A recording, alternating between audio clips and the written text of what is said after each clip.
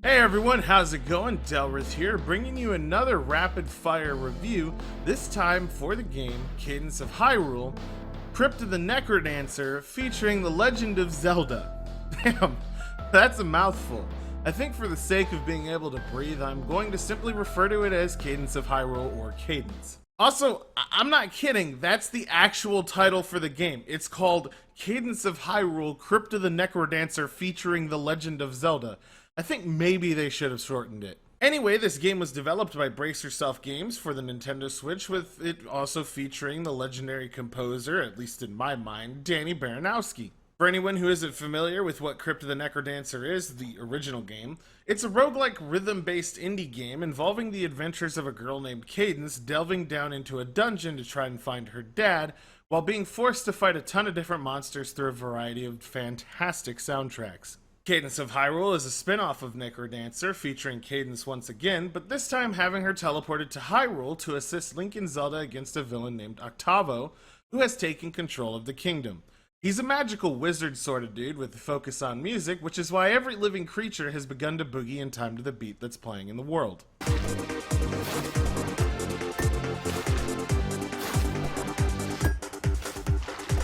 Before I get any further though, I just want to fully disclose that I was and still am a huge and massive fan of the original game, and I honestly think NecroDancer is, without a doubt, my favorite indie game of all time. Everything about that game was entirely fantastic, from the way combat flowed to the soundtracks for every level and every boss, and I gotta tell you, I was pretty worried about whether or not Cadence of Hyrule could live up to its predecessor. The game graphically reminded me a lot of Link to the Past, with an extremely similar art style to it, but more NecroDancer-y, meaning that everything is tile-based for movement and all of the enemies are constantly grooving.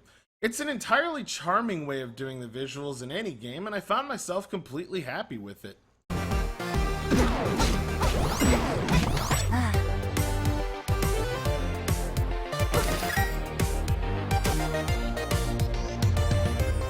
It honestly gave me a bit of a nostalgia feeling to be playing something similar looking to the old Super Nintendo game, and having spent a ton of time playing that when I was younger, it was really awesome to come back to that.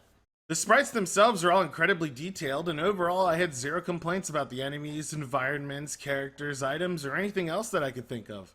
The UI and inventory management is also a callback to A Link to the Past, and it just ties so well into what they were doing with the NecroDancer style. The soundtrack honestly was the best part of the game for me, a blend of both the Legend of Zelda soundtracks and the NecroDancer themes from the original game, with Danny having done a fantastic job all throughout. It really made the game feel like both an awesome Legend of Zelda game and a NecroDancer game at the same time, with all the transitions between the styles flowing perfectly. Jamming out, man. I love the crossover though. I love when Nintendo actually wants to do crossovers with really cool games. It just made everything better as well. Movement, fighting, chilling in town, you name it, the soundtrack was spot on. They even went so far as to add a calm and fighting version of each song, with it changing dynamically when all enemies were dead or when you went inside, really making it seem like the music was playing in the world and from some unknown source. I loved it. I could go on and on about how the music was great, but if I do, I'll be here naming every track and talking about it, so I'm going to force myself to talk about the gameplay and combat, which was another strong point of Cadence of Hyrule. As said previously, everything is controlled by a beat. You move in time to the beat, you use items to the beat, and you attack in time to the beat. Every time you kill an enemy in rhythm without missing an input or going out of sync will build a multiplier bar, increasing the amount of loot enemies drop and powering up certain items. Players have multiple hearts in this game, just like you would in any typical Zelda game, with pieces of heart and heart containers being collected to increase your HP. You'll also be bouncing and jigging around throughout multiple dungeons, hidden areas, and just general exploration locations, looting all those items you're familiar with from A Link to the Past and utilizing them in a very creative way throughout your playthrough. All of this revolves around the story of you stopping Octavo and beating the champions he's placed around in familiar locals, inspired by real-world instruments and Zelda bosses, with each one being charming in its own unique way.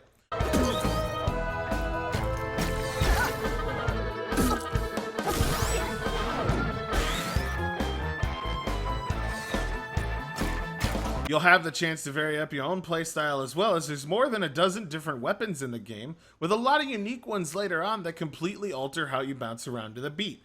Did I mention the music is fantastic? Death isn't as punishing as it was in NecroDancer either, and I could say that this is more of a roguelite, with the only thing being randomized through playthroughs being the item locations and map tiles, with everything being jumbled about each time you start a new game. Dying simply makes you lose all your durability-based items and start over at a shrine, with all weapons and serious items like the hookshot being kept in your inventory. This definitely makes it a lot easier than the previous NecroDancer game and far more forgiving, opening it to a much wider audience.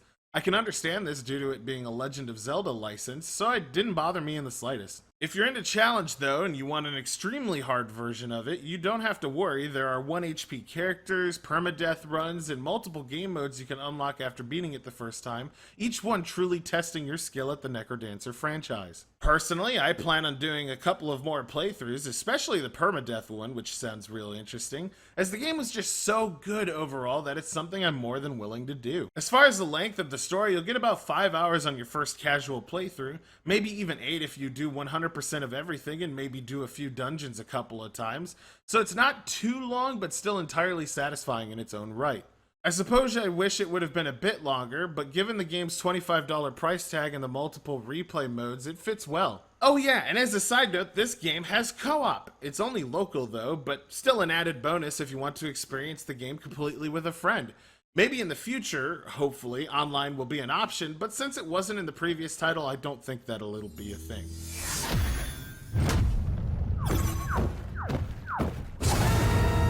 Oh no!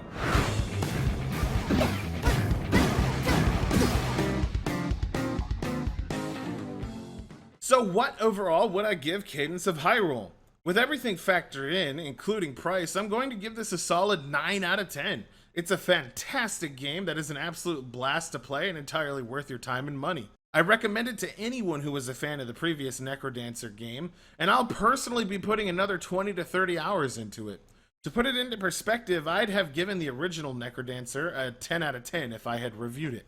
I think I agree entirely with what Polygon said in their article. It's the best Zelda spin-off game ever made, and I'll stand by it. Check it out. That's going to be it for this rapid fire review. If you liked it, do me a solid and hit that like button, and if you're already subscribed, ring the bell to get notifications on new videos in the future.